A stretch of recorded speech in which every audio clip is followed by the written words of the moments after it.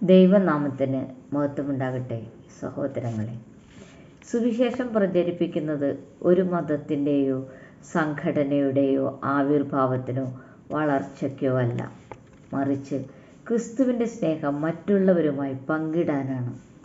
ഇതുവരെ പറഞ്ഞിട്ടുള്ളതിൽ വെച്ച് ഏറ്റവും വലിയ പ്രണയകഥയാണ് സുവിശേഷം. യോഹന്നാൻ 15:13 കേൾക്കൂ. തൻ്റെ സ്നേഹിതന്മാർക്ക് വേണ്ടി ജീവനെ കൊടുക്കുന്നതിലും അധികമുള്ള സ്നേഹം ആർക്കുമില്ല. അതെ, യേശു നമുക്ക് വേണ്ടി ജീവൻ തന്നു. ആ സംഭവം നമുക്ക് ലോകത്ത് അറിയപ്പെടാത്തവരെ അറിയിക്കാം. യോഹന്നാൻ 3:16 തൻ്റെ ഏകജാതനായ പുത്രനിൽ വിശ്വസിക്കുന്ന ഏവനും നശിച്ചു പോകാതെ നിത്യജീവൻ പ്രാപിക്കേണ്ടതിന് ദൈവം അവനെ നൽകുവാൻ തക്കവണ്ണം ലോകത്തെ സ്നേഹിച്ചു. പിതാവിൻ്റെ ഏറ്റവും വലിയ സ്നേഹം നമുക്ക് ലോകത്തെ അറിയിക്കാം. പിതാവായ ദൈവത്തിൻ്റെ പുത്രനാണ് യേശു. പിതാവ് പുത്രനിൽ വിശ്വസിക്കുന്നതിലൂടെ നമ്മെയും മക്കളാകാൻ അവകാശം നൽകിയിരിക്കുന്നു. ഗലാത്യർ 4:6-7 കേൾക്കൂ. നിങ്ങൾ മക്കളാകൊണ്ട് അബ്ബാ പിതാവേ എന്ന് വിളിക്കുന്ന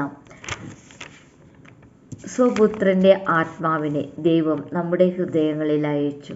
അതുകൊണ്ട് നീ ഇനി അടിമയല്ല, പുത്രനത്രേ. നീ പുത്രനെങ്കിലോ ദൈവത്താൽ അവകാശിയുമാകുന്നു. ദൈവം ഇത്ര വലിയ പദവി ക്രിസ്തുവിലൂടെ നമുക്ക് നൽകിയത് പരിശുദ്ധാത്മാവിനാൽ വെളിപ്പെടുത്തി തന്നത് ലോകത്തെ അറിയിക്കേണ്ട ഉത്തരവാദിത്തം നമുക്കില്ലേ സഹോദരങ്ങളെ? യേശു തന്നെ അത് നമ്മോട് പറഞ്ഞിട്ടുണ്ട്. കേൾക്കൂ. മാർക്കോസ് 16:15 പിന്നെ അവൻ അവരോട്, നിങ്ങൾ ഭൂലോകത്തിലൊക്കെയും പോയി സകല സൃഷ്ടിയോടും സുവിശേഷം പ്രസംഗിപ്പിൻ. ഇത് കേട്ട നാം യേശുവിനെ സ്നേഹിക്കുന്നുവെങ്കിൽ, നാം സഹോദരരെയും സ്നേഹിക്കുന്നുവെങ്കിൽ യേശുവിൻ്റെ ഈ സ്നേഹം മറ്റുള്ളവരുമായി പങ്കിടണം. ഈ അവസരത്തിൽ നമുക്കൊരു സംശയം വരും, നാം എല്ലാം ദൈവമക്കളല്ലേ എന്ന്. ആയിരുന്നു സഹോദരങ്ങളെ. എന്നാൽ പാപം ചെയ്ത് നാം ദൈവത്തിൽ നിന്നകന്നു. ദൈവമക്കൾ എന്നതിനു പകരം ദൈവത്തിൻ്റെ ഒരു സൃഷ്ടിയായി മാത്രം മാറി. ദൈവം പരിശുദ്ധനാണ്. ദൈവത്തിന് പാപമില്ല. ദൈവം വെളിച്ചമാണ്. പാപത്തിൻ്റെ ഇരുട്ട് ദൈവത്തിങ്കലില്ല. അങ്ങനെയിരിക്കെ ഇരുട്ടായ നാം, അതായത് പാപികളായ നാം, എങ്ങനെ ദൈവത്തിൻ്റെ സ്നേഹം അനുഭവിക്കും? പാപം കൊണ്ട് അസ്വസ്ഥമായ മനസാക്ഷിയെ, കുറ്റബോധവും ലജ്ജയും കൊണ്ട് വലയുന്ന മനുഷ്യ മനസ്സുകളെ ആശ്വസിപ്പിക്കാനും സന്തോഷവും പ്രത്യാശയും സമാധാനവും നൽകുവാനും സുവിശേഷത്തിനാകുന്നു. ഈ ആളുകൾ അറിയേണ്ടത് യേശു പാപികളോട് ക്ഷമിക്കുന്നു എന്നാണ്. അവരുടെ ഉള്ളിൽ പാപമുള്ളതിനേക്കാൾ കരുണ ദൈവത്തിനുണ്ട് എന്നുമാണ്. എങ്ങനെയാണത്? 1 പത്രോസ് 2:24 കേൾക്കൂ. നാം പാപത്തിൽ മരിച്ച് നീതിക്ക് ജീവിക്കേണ്ടതിന് അവൻ തൻ്റെ ശരീരത്തിൽ നമ്മുടെ പാപങ്ങളെ ചുമന്നുകൊണ്ട് ക്രൂശിന്മേൽ കയറി. അവൻ്റെ അടിയേറ്റ മുറിവുകളാൽ നിങ്ങൾക്ക് സൗഖ്യം വന്നിരിക്കുന്നു. ഈ സുവിശേഷം വിശ്വസിച്ചാൽ മതി സഹോദരങ്ങളെ. പാപത്തിൽ നിന്ന് സ്വതന്ത്രരാകാൻ കഴിയുന്ന സത്യമാണത്. ഇത് വിശ്വസിക്കുന്നതിലൂടെ പാപത്തിലാണ്ടിരിക്കുന്ന, ഇരുട്ടിൽ ജീവിക്കുന്ന നമ്മുടെ ജീവിതത്തിന് ഒരു പുതിയ ലക്ഷ്യവും ദിശയും കണ്ടെത്താനാകും. ജീവിതത്തിന് ഒരു മാറ്റം വരും.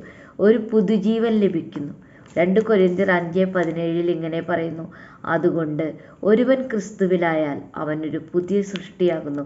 പഴയത് നീങ്ങിപ്പോയി, എല്ലാം പുതുതായി തീർന്നിരിക്കുന്നു.